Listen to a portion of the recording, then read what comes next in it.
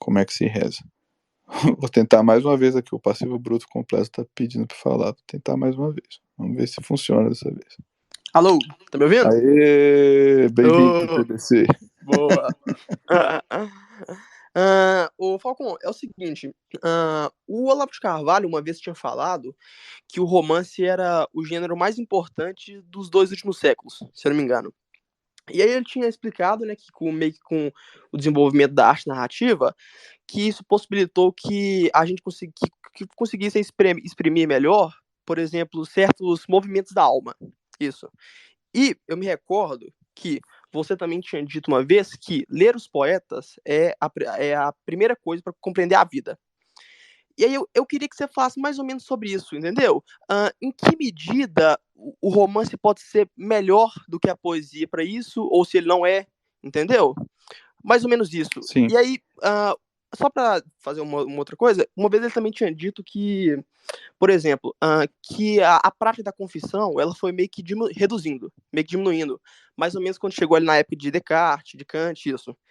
E aí ele tinha explicado que essa diminuição acabou fazendo com que essas pessoas não tivessem uma, vamos dizer, uma meditação muito profunda, isso, e que pelo fato da arte narrativa nessa época não estar desenvolvida, que aí essa perda da confissão e da arte narrativa não está sendo desenvolvida, que gerou alguns problemas para esses filósofos, entendeu? Então eu queria entender mais ou menos isso.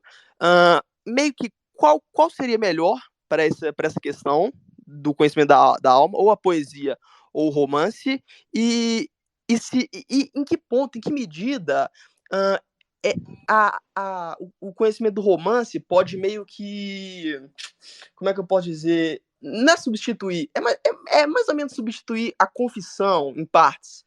A confissão que eu digo não pro padre, mas a confissão, tipo, mental, que você mesmo faz, que você faz pra si mesmo. É mais ou menos isso, dá pra entender? Acho que ficou meio confuso.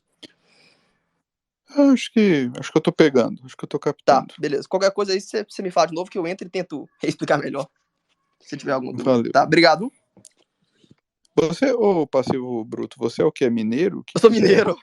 Deu pra notar? É, tava reconhecendo aí o sotaque. Tá bom, meu caro. Vamos lá, Tá vamos bom. começar pelo negócio aí do problema do romance e da poesia. Eu até tentei conversar com o Olavo, trocar uma ideia com o Olavo numa entrevista que a gente fez com ele lá no blog Ad Hominem, final do blog Ad Hominem. Tentei jogar um pouquinho aí esse problema do romance, né, e tudo. Porque, de fato, assim, vamos colocar o óbvio, né, as cartas na mesa. É um ponto de discordância meu com o Olavo, né? O Olavo dava muita importância ao romance e eu cheguei à conclusão de que não era assim, né? Eu também, lógico, como todo aluno, eu fui, né, fui seguir os conselhos dele e aquela fase do COF, tenho até saudade, nostalgia dessa época. Aquele comecinho ali do COF, a gente pegava ali o Feijão e o Sonho, e Zé Geraldo Vieira, e todo mundo tava lendo aquilo, né? Foi um período formativo importante para minha geração. Mas eu fui fazendo ali os meus estudos paralelamente, né? E ao mesmo tempo eu ia observando os meus colegas, né? Meus colegas de COF, claro, ia observando o efeito que aquilo tinha sobre mim também, né? E eu fui gradualmente desenvolvendo a percepção de que não estava acontecendo o que o Olavo dizia que aconteceria. Quer dizer, que as pessoas não estavam ficando mais sensíveis, não estavam desenvolvendo esta sensibilidade psicológica que o Olavo prometia. E teve uma vez que eu tentei jogar isso, inclusive, para ele naquela entrevista do Adômen, né? Falei, ô Olavo, e aí? Você falou para ler, o pessoal tá lendo e não tá saindo nada. E aí? E ele falou que é porque o pessoal precisava se alfabetizar e tudo, e eu concordo com ele. Acho que tem esse fator, sim. Né? Depois eu até estruturei os graus de letramento que ajudam, inclusive, a explicar isso. Né? O que o Olavo estava dizendo é que as pessoas não tinham a formação linguística necessária para absorver os romances que elas estavam lendo. Então, que é por isso que não estava fazendo efeito. Né? E eu até concordo em termos com ele, né? Mas eu acho que isso aí não explica tudo, né? Não explica completamente o que aconteceu. A conclusão a qual cheguei é que sim, o romance tem alguns poderes, vamos dizer assim. Tem algumas coisas que acontecem quando você está lendo um romance. De fato, se você lê bem lido, você vai melhorar a sua capacidade de observação do ser humano. Você vai pensar em coisas que você não tinha pensado antes, né? Sobre as possíveis motivações, o modo como as circunstâncias afetam as pessoas. De fato, o romance pode ajudar a chamar a sua atenção para esses elementos. Mas tem duas coisas, né? Acho que tem duas coisas que eu levantaria. Eu acho que eu nunca falei formalmente de romance. Embora algumas pessoas já tenham pedido para eu falar, acho que até agora eu nunca tinha falado formalmente do problema do romance. A primeira coisa é a seguinte: o romance faz muito mal, né? Isso é uma coisa que é uma noção mais recente, que eu desenvolvi mais recentemente, e que eu não tive a oportunidade de discutir com o Olavo. Até por isso, né? Ele faleceu recentemente, não deu nem tempo de eu mandar nada para ele nesse sentido, de iniciar nenhuma conversa nesse sentido. Mas o romance faz muito mal. O romance às vezes ajuda você a entender as outras pessoas, mas às vezes ele denigre as outras pessoas, né? Ele dá explicações falsas para o comportamento das outras pessoas que são baseadas na vontade do autor, né? E tem autores que são muito habilidosos, eles te convencem do ponto de vista deles. Então, por exemplo, a minha filha mais velha, um tempo atrás, estava lendo Dickens, né? Dickens é um autor que eu permito de bom grado na minha casa. É um, é um autor que, como dizia Chesterton, tinha um grande coração, mas Dickens era uma pessoa muito ressentida, né?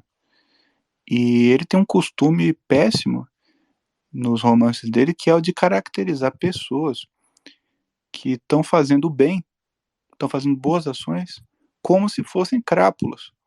Então ele pega assim, as pessoas que têm um orfanato, né, pessoas que conduzem, administram um orfanato, e representa essas pessoas como canalhas. E aí ele vai representar uma prostituta e representa como uma pessoa boa, né? Então, não é claro que existem prostitutas que, bom, elas têm ali um vício moral grave. Não significa que a pessoa é um demônio, né? Claro que a pessoa pode ter várias qualidades, mas ele inverte as coisas, né?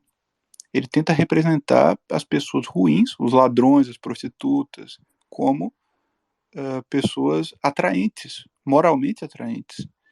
E as pessoas que estão fazendo coisas boas pela sociedade e que estão se sacrificando, inclusive, ele representa como se fossem pessoas mal intencionadas. E tem muita gente que lê e se convence, né? E adquire aquele hábito, é um hábito mental isso, né? É o hábito de julgar maliciosamente as intenções das pessoas. Isso é um hábito mental. Quer dizer, a pessoa está fazendo uma coisa grave publicamente na sua frente, mas ela é atraente porque é uma pessoa simpática, e etc. Então você não julga o ato grave que ela está fazendo publicamente, escandalosamente, você não julga, né? Você atenua. Agora, a outra pessoa que está fazendo uma coisa publicamente sacrificante, socialmente proveitosa, né, que está se esforçando para fazer o bem. Recentemente, a minha filha estava lendo Grandes Esperanças, né? Great Expectations. E tem a irmã mais velha do protagonista, que cuida do menino sozinha, né? E ela é uma pessoa um pouco colérica, um pouco exaltada, e bate no menino, sei lá mais o que, mas, pô, a irmã dele, ela tá se sacrificando, tá sacrificando a vida dela inteira para cuidar dele, né? E ela é representada como uma megera, né? É uma coisa muito triste isso. E aí você pensa numa criança ali que está lendo esse romance e de repente tem uma pessoa que cuida dela, e a pessoa é um pouco exaltada, às vezes comete algum excesso, e a criança pega esse hábito mental, né, de julgar a pessoa baseada nesse excesso que é leve, que é um excesso acidental, em vez de julgá-la baseada no bem formal, essencial, né, e público que ela está fazendo. É um vício moral gravíssimo que o Dickens está incutindo nos leitores dele. É um vício dele, né? É um vício dele e é um vício para o qual a gente tem uma tendência. A gente tem uma tendência, tem uma pessoa que está nos dando um benefício ali, mas a gente tem uma tendência a vê-la pelo aspecto negativo, a ver as coisas que ela faz que são mais imperfeitas, que são excessos e assim por diante. E se esquecer dos bens que ela está dando para a gente, né? Que são muito mais importantes do que aqueles excessos pontuais. Enfim, estou dando um exemplo, né, de vício moral que é incutido por meio de romance. Isso é um vício que fica no, digamos assim, no plano de fundo, né, na forma da narrativa. Não é algo que o escritor fala doutrinalmente, é o jeito como ele olha para as outras pessoas. Se você lê Stendhal, se eu estou falando do Dickens, imagina Stendhal, né? Para Stendhal todo mundo é canalha. Para Stendhal todo mundo tem más intenções, todo mundo é maligno. E ele convence você disso, porque ele constrói a narrativa de uma maneira muito lógica. Então, assim, fica difícil você escapar da conclusão maliciosa dele. Mas isso é a malícia dele, né? Então você adquire hábitos mentais péssimos lendo romance. E eu estou falando de romance de grandes escritores, não estou falando de romance de banca de revista, né? E assim vai, né? Poderia ficar aqui tentando achar outros exemplos, mas a minha memória também já não é o que era, então deixa para lá. Tô pegando aqui o que está mais à mão. Então romance faz mal. Tem vários males que o romance causa na formação mental e psicológica da pessoa que o Olavo não discutia, né? Não apareceu aí na discussão dele do romance.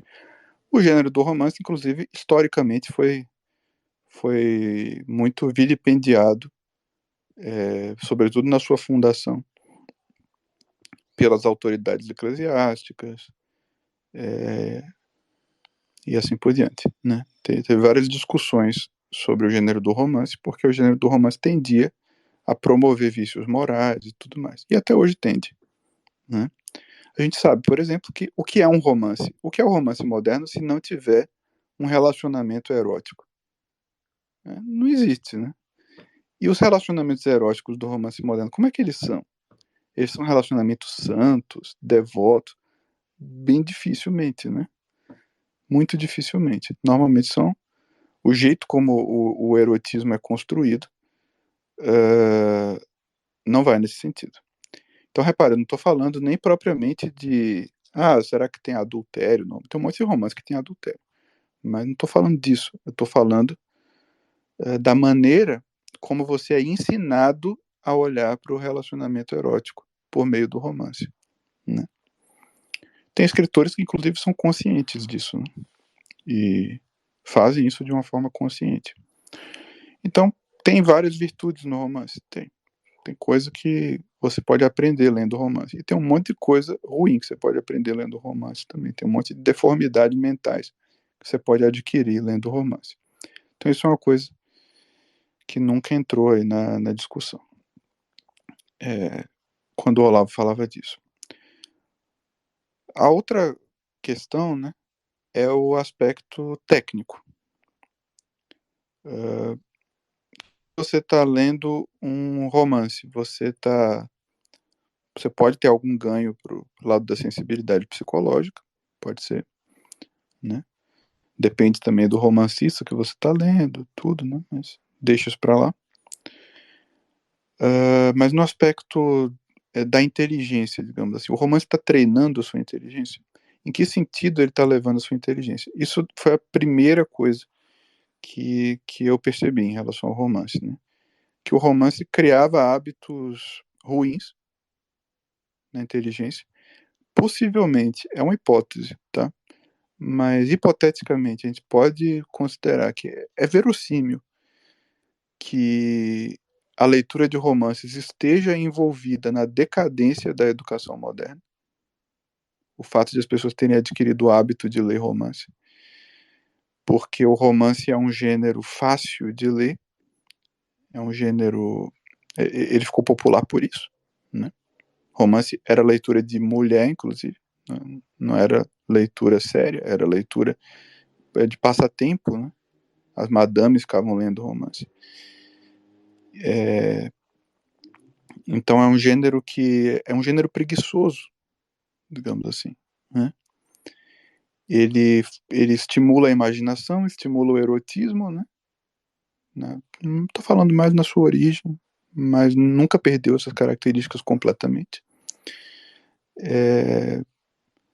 Era vendido, depois começou a ser vendido em folhetim, então era como se fosse assistir novela. Percebe assim, a mesma coisa que as pessoas fazem assistindo novela da Globo, teve uma época que elas faziam lendo romance. Né? Mesma coisa, mesmo hábito mental. Né? Então tem toda aquela estimulação baixa, digamos assim, aquele apelo para os instintos mais baixos, para a sensibilidade mais baixa, para o suspense, para causar impressões fortes. Tem tudo isso, né? O gênero do romance ele já nasceu carregado com tudo isso. A prosa é mais fácil de ler do que a poesia, por natureza. É menos exigente, é solta, né? Prosa significa isso. É a linguagem solta.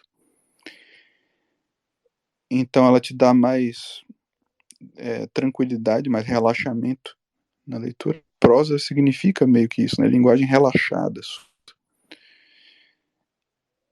E, portanto, é arguível, né, que o hábito de ler romances tenha contribuído para a decadência da educação literária moderna. Né? Vou levantar uma pergunta aqui. Por que fica um monte de gente querendo ler prosa em vez de ler poesia? Por que eu falo assim, pessoal, tem que ler poesia? Aí vem um monte de gente falar, e o prosa, e o romance? Não sei. Por que isso acontece? Para mim, parece um sinal de que as pessoas preferem ler prosa. E por que as pessoas preferem ler prosa? Tá entendendo? Parece que comprova o que eu estava especulando agora há pouco, que é um gênero que estimula as pessoas e que é mais fácil, ou pelo menos parece mais fácil. Estimula as pessoas a ler de um jeito mais relaxado. Pode ser que o romance em si não seja. O romance que a pessoa está lendo pode ser um romance profundo, pode ter coisa ali que não está nas primeiras camadas, mas o gênero induz a pessoa a ler mais superficialmente e mais relaxadamente. Então, se a pessoa receber um treinamento literário prévio, pode ser que ela leia o romance e leia de uma forma mais rigorosa. Né? Mas a pessoa que está habituada a só ler romance, ela vai ler bem um romance? É difícil, né? Porque o tipo de treinamento que você recebe na leitura de romance parece ser um destreinamento, né? Um afrouxamento da disciplina da leitura. Então eu acho essa tese, essa hipótese bem verossímil. Tá? E aí pode-se acrescentar a defesa que eu faço da poesia, né? Mas aí eu não vou repetir, mas eu já desenvolvi várias vezes os motivos pelos quais eu acho que a poesia é crucial para a educação literária. Você tem o voto da tradição, né? Eu, inclusive, estou desenvolvendo isso na Academia Trivium. Dei umas aulas ali sobre pedagogia clássica falando desse aspecto, de como que você tem ali em tudo quanto é civilização, você tem essa educação começando com a recitação e memorização de poesia. Estou tentando explicar por quê. Por que é assim? Porque isso é um fato. Né? Você não tem uma civilização tradicional em que eles pegam a criança ali com 7 anos e botam para ler romance. É tudo bota para ler e memorizar a poesia. Por quê?